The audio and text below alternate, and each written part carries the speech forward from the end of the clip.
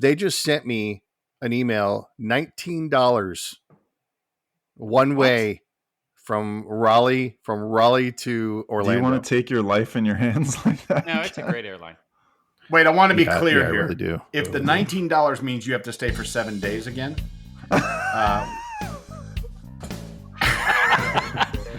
Oh my god! I think we're all happy. Stuart's going to pay for the full price if that's what it means. That's what he's trying to say.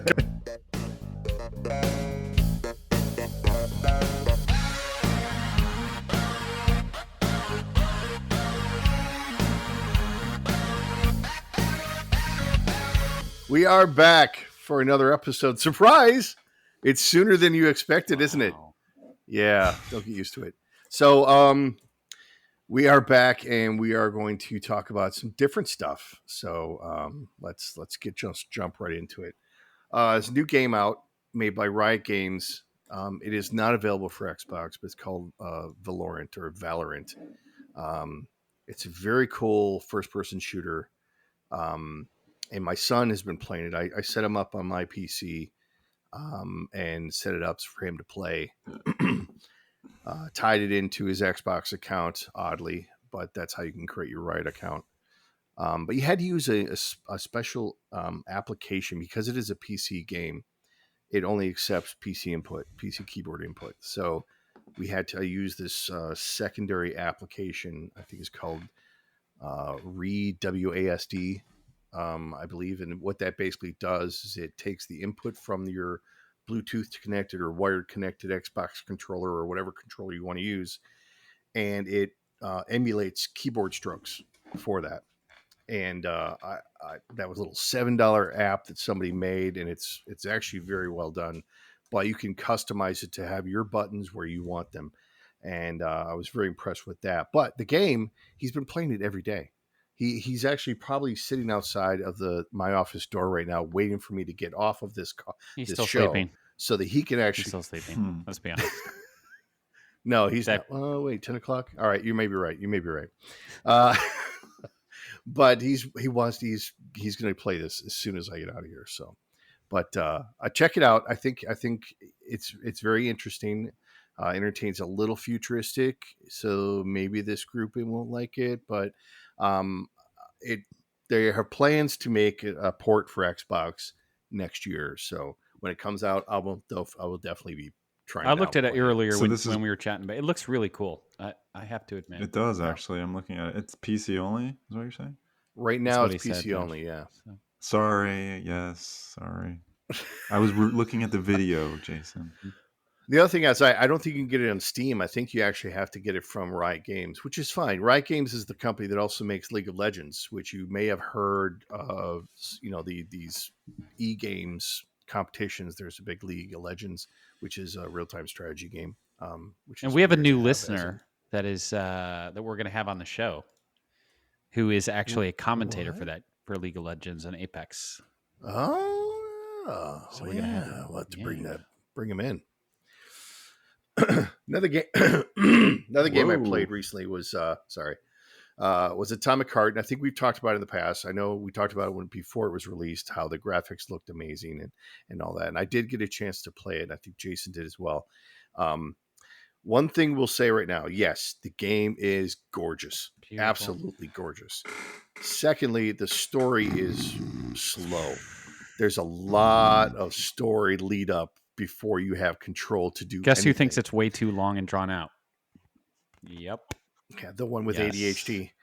Horrid. I'm uninstalling it. So, but once you get into the game, it's actually very. Is it? It's good, but it can be hard to play. Your reaction time for shooting or swinging your axe or whatever it seems very, very slow. It may be more realistic, but it is not what we're used to in the games that we traditionally play.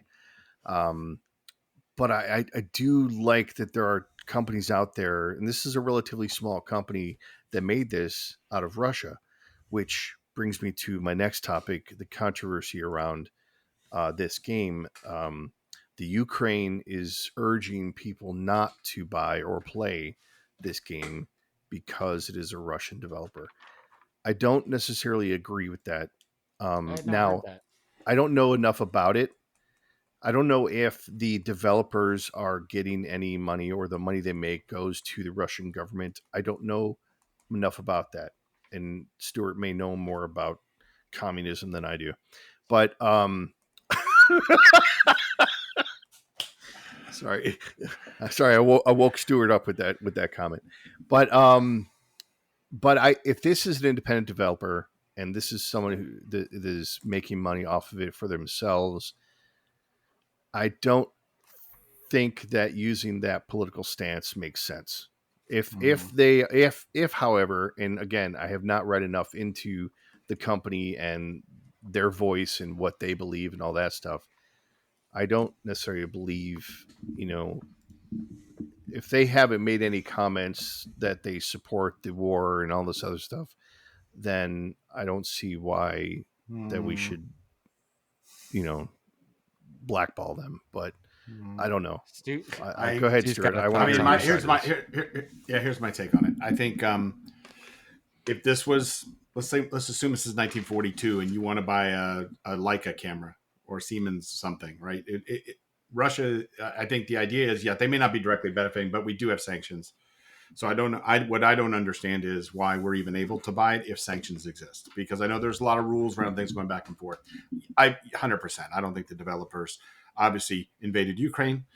And they probably would rather just make video games and probably ride their skateboards and do whatever. And I think that's, I think it would be nice if that's what this just could be. Right. So, but I do think, what I don't understand, and I didn't dig too deeply into it. It's like, why is it even allowed to be out? But the question may be, these guys may be out. So I don't really know the story, but we have sanctions on them, right? And that sanctions means like any U.S. company that does business with Russia right now is liable to be sanctioned. I was watching a couple of stories the other day on some of the big heavy equipment manufacturers.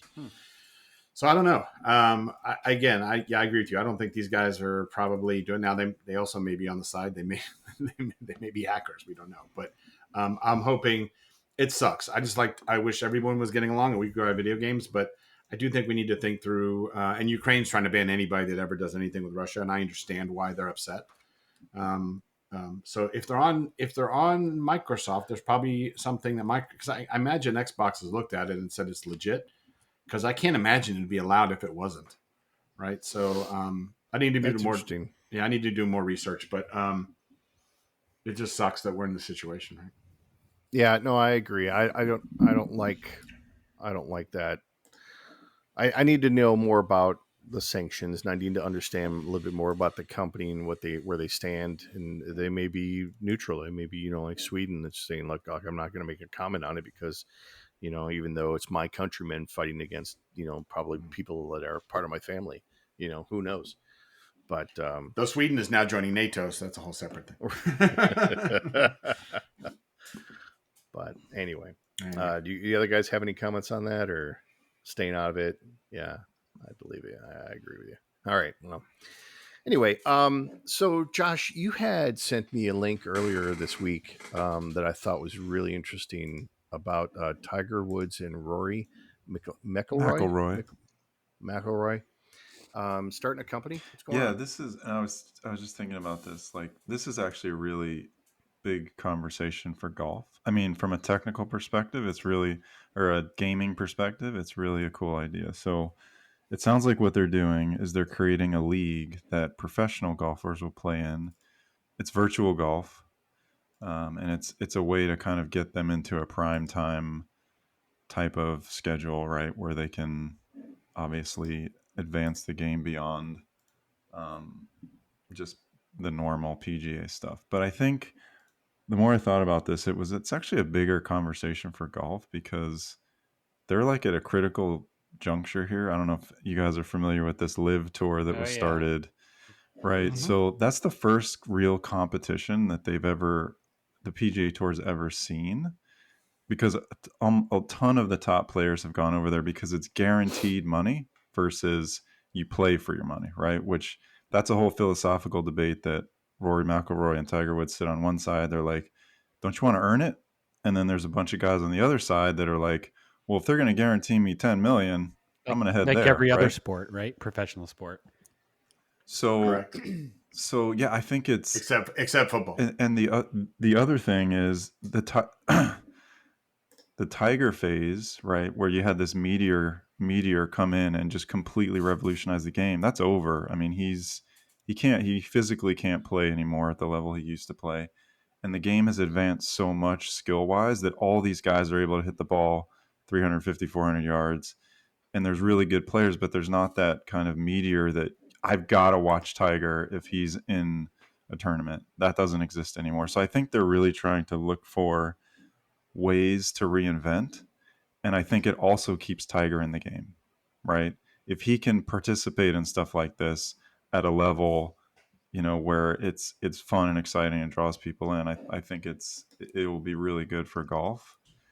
And I'm curious to see, like, if it creates some sort of league where somebody who's not good enough to play on a physical course can come out, play virtually, and compete against Tiger or compete against Rory in a virtual scenario. Well, I think it's a really cool idea, and I'm really interested to see where it goes. Well, that's where this Golf Plus, the VR version, is headed to. So that league is inclusive of both pro golfers and just hobbyists, which I think is that whole concept is neat. But will it be like a monetary thing where I could, if I'm good enough at virtual golf, I can go play Tiger Woods and I can make, if I beat him, Aren't there a bunch I of can like earn a examples living. that Stu? What's the racing league? Remember the virtual racing league that real racers got into along with the hobbyists, and you're earning real cash. Yeah, I can't remember. I mean, there's a bunch of them, but there's the game iRacing, but there's a bunch of those leagues like the e-leagues where guys are. And then there's the virtual sailing one. I can't remember what that one's called. It's pretty neat. Yeah.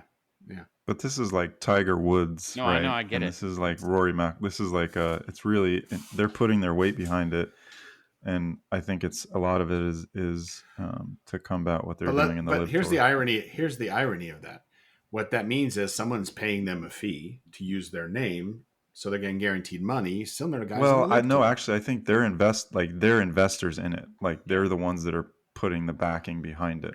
That's but the bigger money is probably coming from the other guys whose name, they're able to attract investors because of their name, right? And that's great. I think it's great. Yeah, I mean, but again, if they don't put their name in it, this is nothing.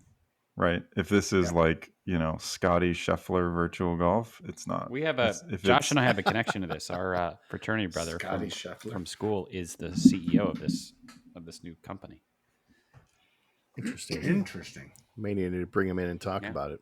Mm-hmm. ESPN had written, they said the new league, TGL, will feature 2-hour 18-hole matches on a virtual course. The matches will take place in prime time on Monday nights in a custom-made venue in a yet-to-be-determined location. It will be in South Florida? Okay, so breaking news. No, it was in several of the stories talked about it. Well, I mean, that's where all these guys live, so it's not surprising that that's where it is. Most of these guys live in Jupiter and that area, West Palm. They said the venues will feature a simulator that players will hit longer shots into, along with an authentic green area for chipping and putting. So it looks like it's a mix of virtual and real world interaction. That's kind of interesting. And it makes it makes it, I don't want to say easier. It opens it up to people of more skill level, right? Because so I'm curious to see how well they do on this versus just some really good golfer. Right. I think this would also probably draw a bigger audience because now you've got a bit of a excitement factor on this than watching normal golf. Plus it's 2 hours versus like if you're going to watch the US Open, it's like from 8 a.m. to 6 p.m. Like you're not going to sit there for that long, but 2 hours, Tiger Woods, I'm curious. It'll be interesting. Yeah, they said there's six 3-man teams in a 15 regular season matches. So and then a playoff, and that's cool. And that's interesting that they're doing teams because that's the Live Tour is made up of teams of 4. Oh, okay, so it's just very similar. It's very much a how do we keep this new tour and push them off. And not to get even more political, they're backed by the Saudis, which is a whole thing too. Interesting. So everything's backed by the Saudis. Yeah. Or backstopped by the Saudis. except the Silicon Valley Bank, which they said they wouldn't back. No, poor they decided Silicon not to. Valley Bank. Anyway. All right, let's talk about real quick a little bit about Call of Duty. We always talk about it, so we got to bring a little bit into it. So get ready. A couple weeks we've been talking about or having the availability of Warzone 2, and they introduced a new island called Ashika Island, and it's bigger. It's the biggest island map that we've had. I think they only had one others actually, but it's very, very cool. As you can tell by the name, it is a Japanese inspired landscape. They got mountains, they've got water. Obviously, it's an island. A lot of temples and the style of Japanese infrastructure. So I really enjoy the map. I think there was a lot to enjoy about it. Is there anything that you guys saw that stood out to you about this new map? I just love that we're good at it.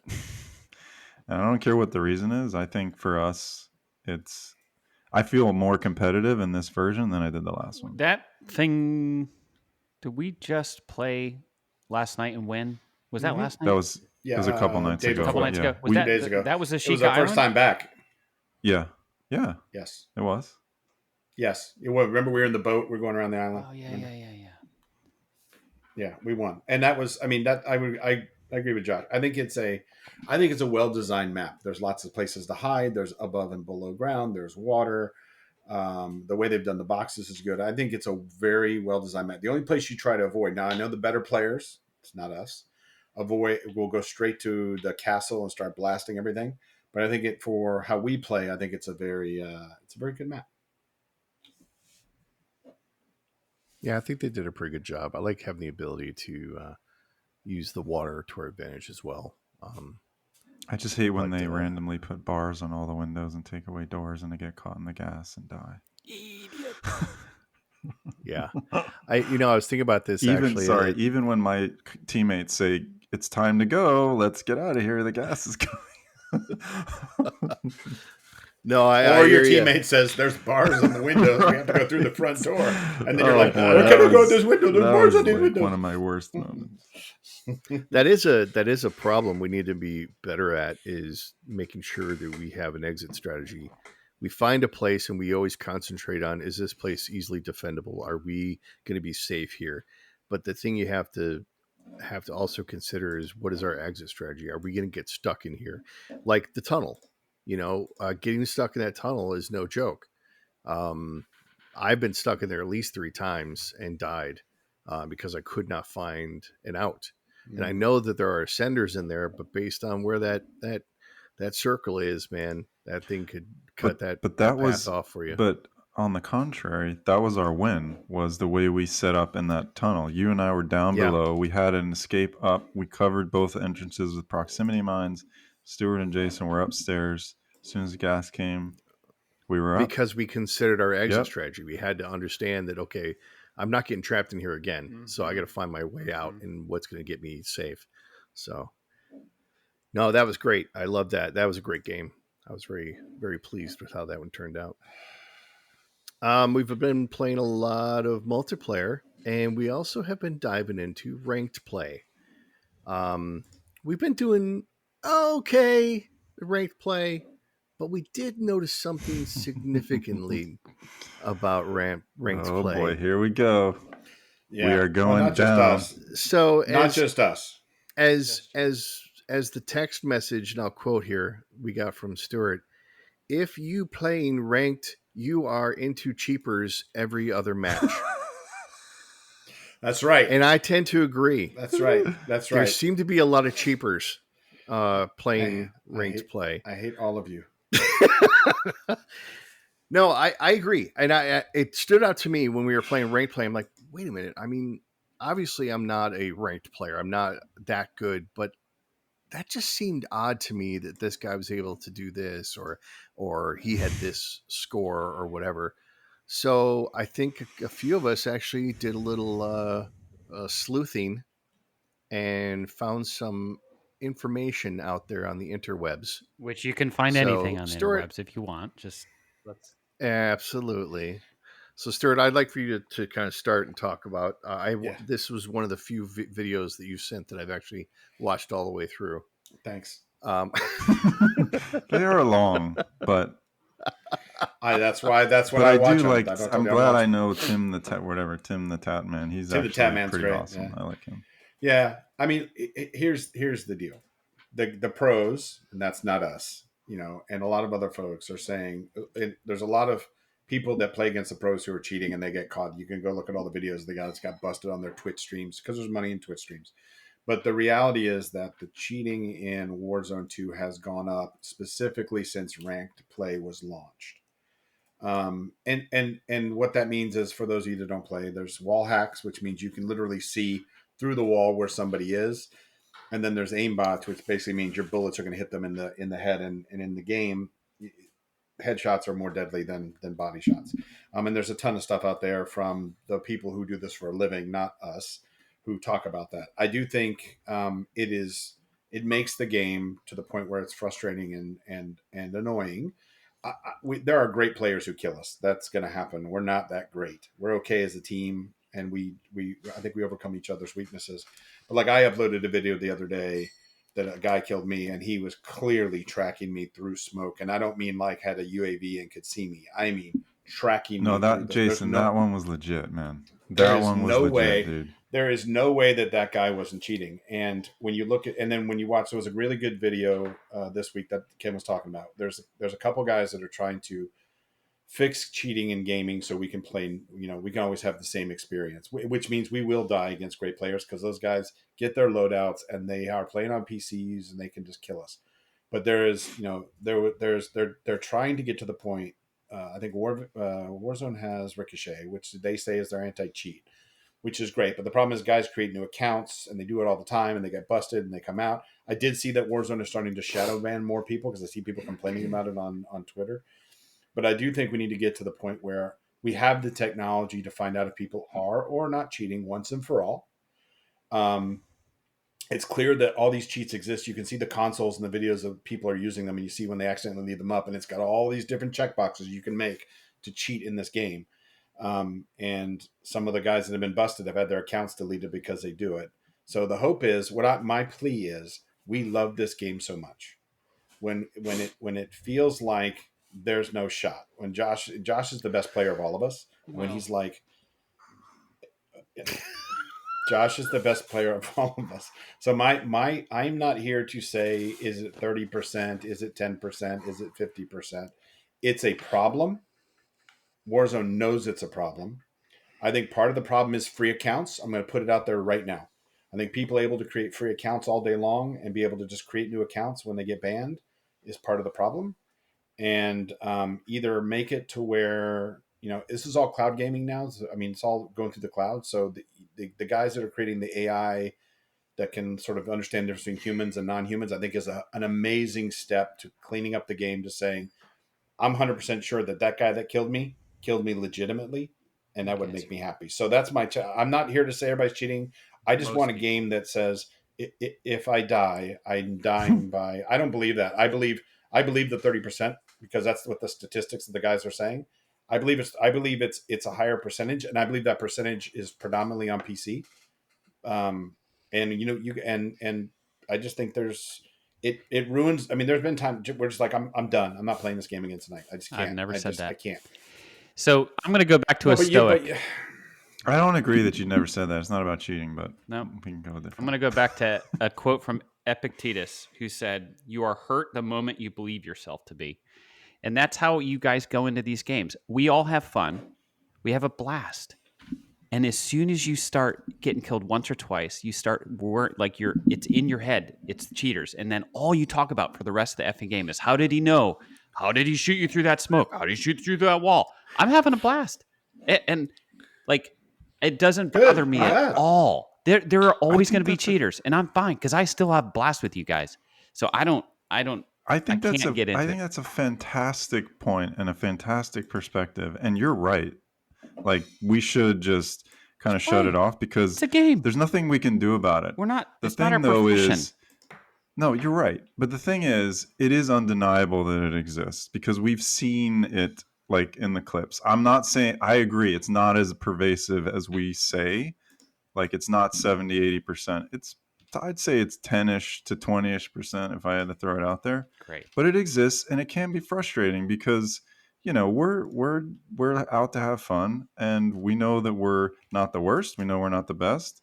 So when you're just constantly getting your ass kicked by somebody that is not being fair, it sucks. Like it just sucks, That's all. I mean, you're right though, Jason. I've been thinking about this a lot, like I have, because it does take some of the enjoyment away when immediately you get somebody just owns you legitimately and you think they're cheating. Like you're right. It should not be the first reaction.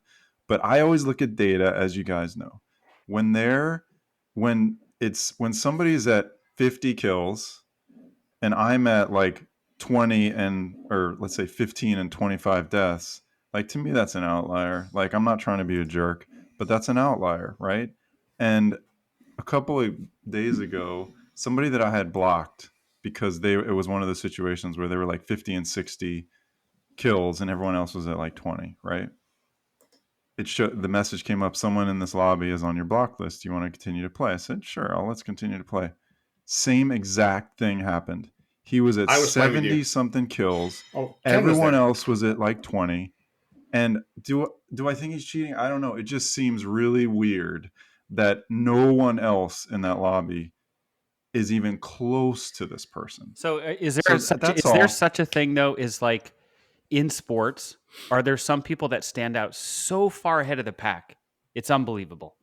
Like LeBron and Jordan are two examples to an average NBA player. Yes, there are people on the planet that are that much better than you. 100%. But the assumption that none of them are cheating. No, I don't say that they. I'm not saying that there's no cheating. That's the only point I'm trying to make. I don't give a rat's ass that there is. I just like playing the game. A great. And you're right. And I'm going to try to move to that perspective. You're 100% right. The thing I want to make sure, like in Stuart, in Stuart's line of thinking, it exists. It's there. We just have to like let it go. I want it gone because I enjoy playing with you guys, Jason. So I'm going to say that right now. I agree with you, but I'm not going to let it go. I want it gone from the game. I think the developers know how to get it out of the game, and they don't do it because they like the views and they like people creating new accounts and they like getting the money. So it needs to get out of the game so I can just enjoy it. I think that they encourage it. I think they don't encourage it. They don't want it. Yeah, they don't want it. Yeah, I don't know if I buy that one. Bullshit. I don't know if I see. That's a controversial topic as well. That they helicopters. This is not black helicopters. Everything is not black helicopters in this world. The reality is they can stop it. They know when guys recreate accounts and they let it happen. But Stuart, as you know, being in technology for as long as you have, if there's a way to hack it, somebody is gonna hack it. And you're never going to get it out. You're never going to get it out. Then give us an option to only play with paid players. No. I think you'll dwindle down. So I'm on both sides of this. I'm on both sides of this. I do enjoy just playing with you guys, and I do have fun. But I want to enjoy the competitive nature of it as well. And when you start to lose that competitive nature because there's one or two people on the other team that are cheating and it makes it so that you can't be competitive, then that loses some of the appeal for me. So I'm on both sides of the fence here. I don't want cheating because I want to maintain my competitive nature, but at the same time, I enjoy playing with you guys regardless if there's cheaters in the game or not. Yeah, one thing I thought was very interesting was I did not consider the cheating method that was brought up in the video that Stuart shared. Is that it is it's AI that actually uses a camera to track the other player's movement to be able to aim directly at their head. So that is not something that you can actually run Ricochet against. Ricochet will not work for that type of cheat, because that is between the controller and this unit. It is not. It has nothing to do with the software. So, as a resolution to that, there may be a solution. It may be coming soon. That Yeah. there is an AI that will track player movements and detect when someone is utilizing a cheat, whether it is a software cheat or it is this camera tracking AI cheat. Mm. And the other benefit, and Stuart mentioned this as well, is that it will actually be able to record and put in a database the player's movements, the cheater's movements, and store it so that if they get banned and then they create another account and come back in, they will get banned immediately again, Their because they will be signature, able, their digital their signature. movements have, they have a signature. Yeah. So I thought that was very, very cool. And I highly recommend you watching that video if you can. But it's what was it called, Stuart? I just want to Let me find it. Hold on. saving FPS games. That was it. An Yeah. AI cheat is about to change. Well, So the one thing I thought was cool about that, and this is what everybody can do that's listening that plays the game. There's the guys that put up the video were not the guys that came up with the AI. They were guys that were trying to do something, and they've actually got. You're right. They're the guys that are saying, upload your videos. We're going to analyze them to train the AI model, and that would get us to the point where we'd actually know. I think that's a great service, and those guys articulated really well where my brain was, which was, I love the community getting together to try to clean up their own community. Right? and in the midst of them trying to build that AI and garner interest in it, they discovered that there was a company out there that already had, Yeah, and it yeah. was already working. And then the topic of, well, why aren't the developers paying for this? Why aren't the developers? And they said some mentioning are, this? but I don't think Call of Duty is. Yeah, so that brings up a good question, So that's a topic I that think it's cool is though. worth having. I'm optimistic that we're going to get a cleaner environment in games if these things come to fruition. Or I'm actually, maybe there's a way for us, since you can put hacks even on consoles between you and the cloud. Maybe there's a way we can install this ourselves to know when it's actually happening and be able to identify, which I think would be great. And then what would be really cool is if it would, if the developers put it in. But I'm really excited about those kind of developments because I think it's cool that the community is trying to do something like that. Yeah, I agree. Anyway. All right. I just want to say, please. I think Jason is right in a lot of ways. I'm going to try to change my attitude. I know you're shaking your head, Stuart, but just in terms of the enjoyment of it, it does take away some of the enjoyment when I'm sitting there worried about people are cheating instead of, and knowing sometimes I'm going to get my ass kicked by them. What'd you say? I said, no, I've heard you say that before and I get it. But once it happens, it stings you again. It does. That's you're right. Problem. That's why I'm going to just and I'm the same way. Personal effort. I love playing. We still come back and play. Of course. We play every day hoping it's going to be a good lobby. Yeah. Right. And I'm sort of I love playing and I think it's going to be fun. That's why I think we like some of these other games, like these party games and stuff, because they're not as rampant and the cheaters don't show up there as much. I'm still going to clip the kill cam and I'm still going to check it out and I'm still going to send it to you and say, please, is this right? Right. By the way, I think there's a lot of other factors which I think we need to go into more depth together or research. And Ken, I'll put you on this. But, I think, FPS and megahertz on screen, frames per second, and latency. Because I think the one thing I think we have a challenge with on Xbox, and I'd like to do a little more digging on this, is guys on PCs, and Josh, I was talking about this the other day, they always have their FPS and their latency running on the screen so they can see what that is. And I think we don't know what that is on Xbox. And I think that is a huge reason why we lose some gunfights sometimes where we thought we should have won. Those aren't cheaters. I think that's literally a result of FPS and latency, which we can't really know. And I think those guys only go into lobbies where they have high FPS and low latency. And I think that makes a difference. But some people would say, ask the question philosophically, is that cheating? It's not, right? Because we can get out of it. We can do no crossplay, right? We can get out of that. No, but it would be nice. I mean, my Xbox does give us sort of a latency ping, right? It tells us when it's finding a game. But what we don't really know is, are we at disadvantage? It'd be nice to know, when it shows you all the names of everybody, it would be cool to see everybody's FPS and latency to know if we get busted by a guy and we go, well, crap, he's running 240 240 FPS and he's got latency of like 10. It's like, well, okay, he probably saw us a millisecond before we did, and that's probably why, right? But then you could even go further and say like that quick drop that people can do, whatever. I don't know how they do it, whatever they're using, keyboard, whatever. They do that. That's like unstoppable, and if you're good at it, like it's just there are unstoppable. some of those controllers you can get for Xbox and PC, the aftermarket ones. That's a feature of them, right? And those are cheat. Those are cheating. They're not. That technically that's cheating, right? I mean, I can remember the ones that are out there. I don't. That one I don't know. Like I don't know if I agree with that, but I don't know. We could argue that one. Well, those things also do other stuff too. But anyway, because if it's open to everyone to buy it, is that cheating? Like I don't know. No, it's like buying the shoes. Yeah. No, right? But I think there is a thing where I think it does violate the terms of service of Xbox. Putting that aside, I agree with you. I think I'd love to see if we can see. I want to research more into FPS and latency, and that's on me, and I'll do that. So. I just sent a link that NVIDIA published that talks about frame rate in FPS to see if it gives you a competitive advantage. And I'll just read you the in conclusion, but reading that article is actually very interesting.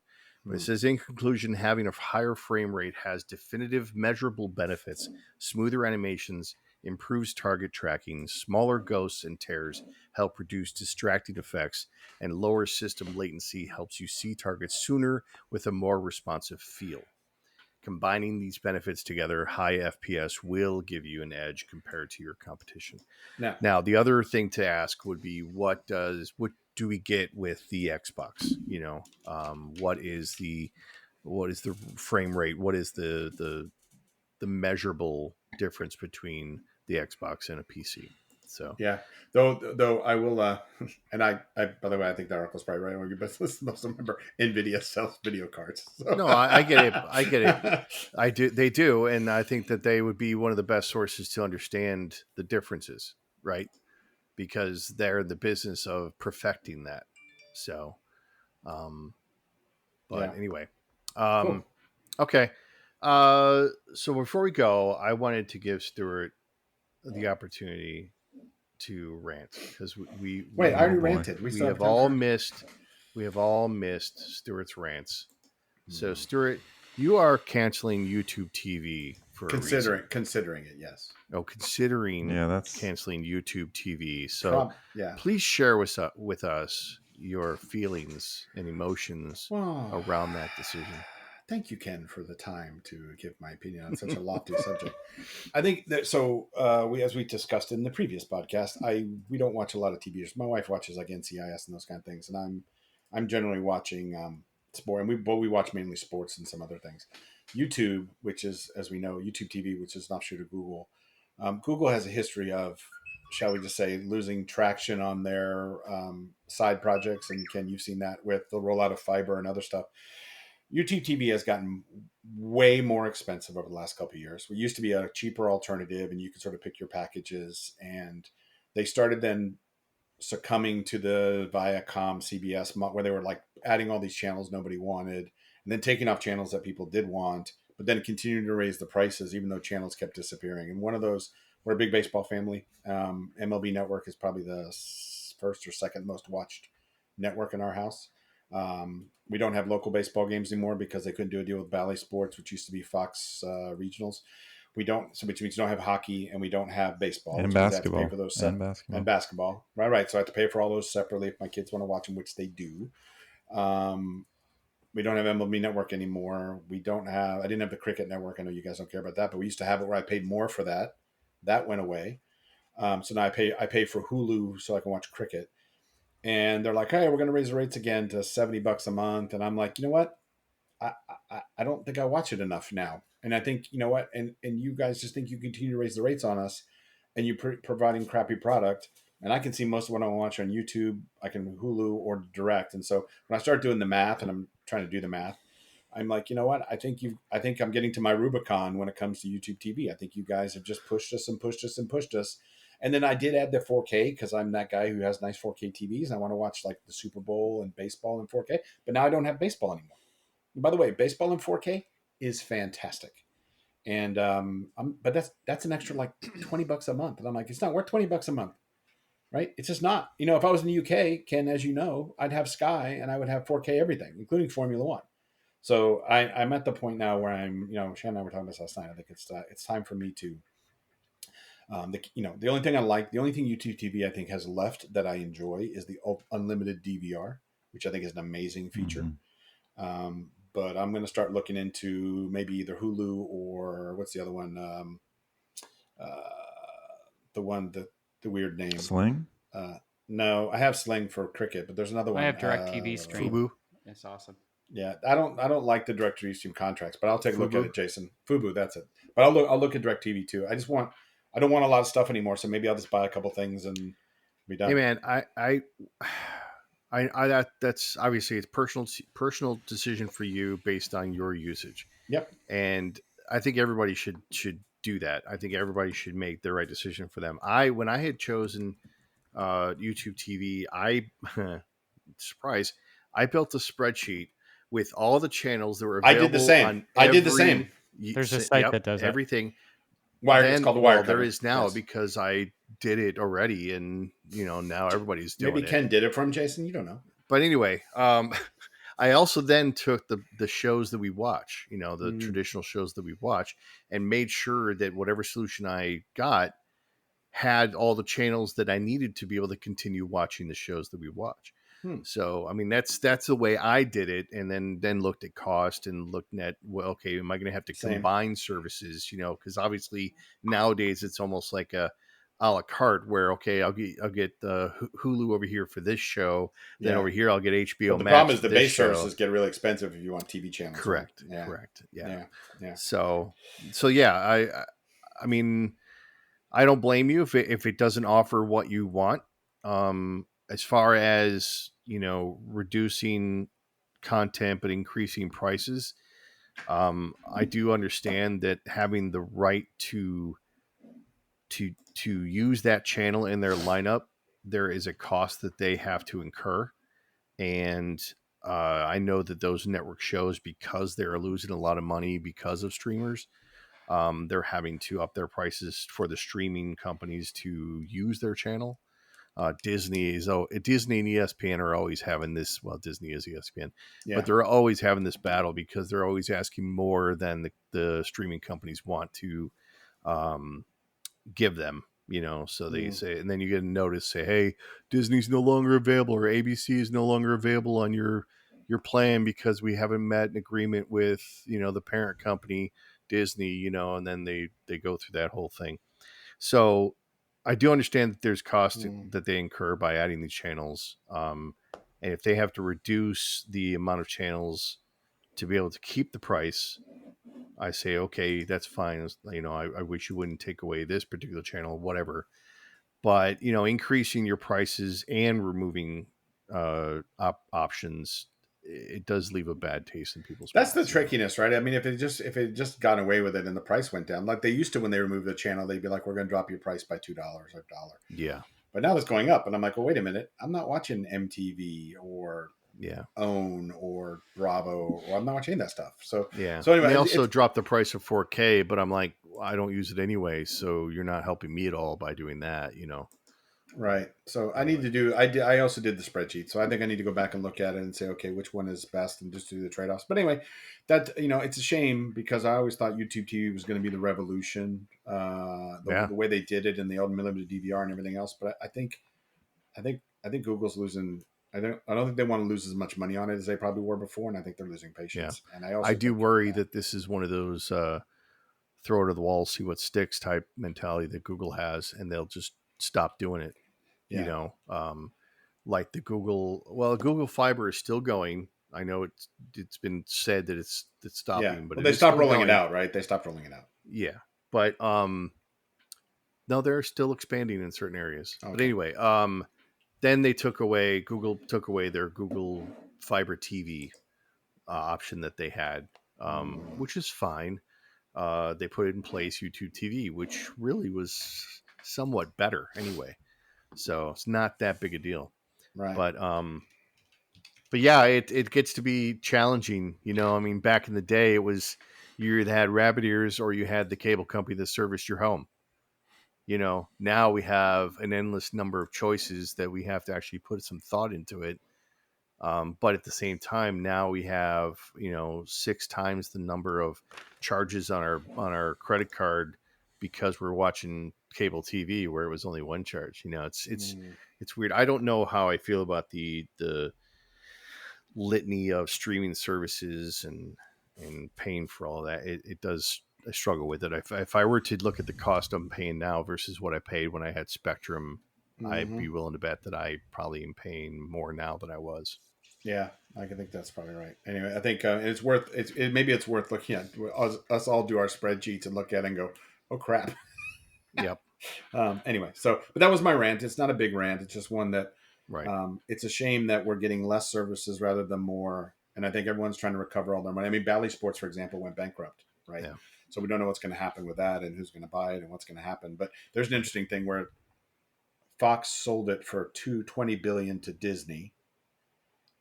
The government said, Disney, you can't have this. You got to offshoot it because of ESPN. And they were able to sell it months later for $10 billion.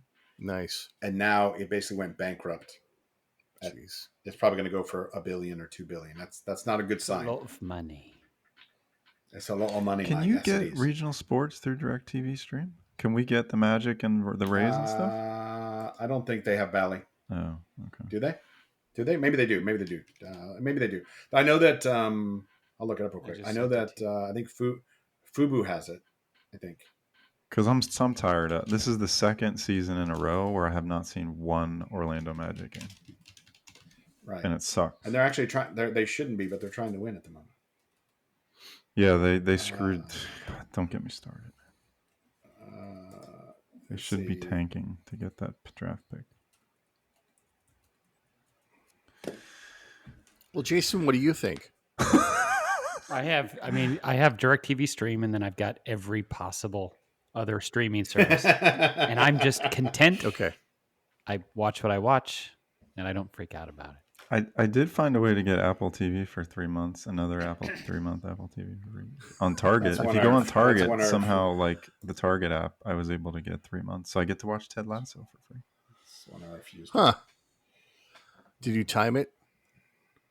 Oh wait, it's only going to last 3 months anyway. So. I should be able to get away with it. Holy crap! Is it $100 a month for? Yeah, Josh, it's $100 a month if you want. For everything. I do the choice. Like, I do the choice. It's $100. If you want the Bally, and yeah, right, because you have to pay an extra $20 to $30 a month for Bally anyway, and they do it so that you can't package the Lightning, the Rays, and the Magic together. You have to buy. You can now, but they've got a bundle one, but it's like $30. Yeah, it's like you might as well just go to DirecTV Stream at that point, so everything's in one place. But and the LG OS does not have Bally as like an app, I don't think. Yeah, that's right. So, anyway, we're probably boring our friends right now. All right. Well, I'm sorry if that rant was a little downer, but anyway. But thank you, Ken, for letting me get that off my chest.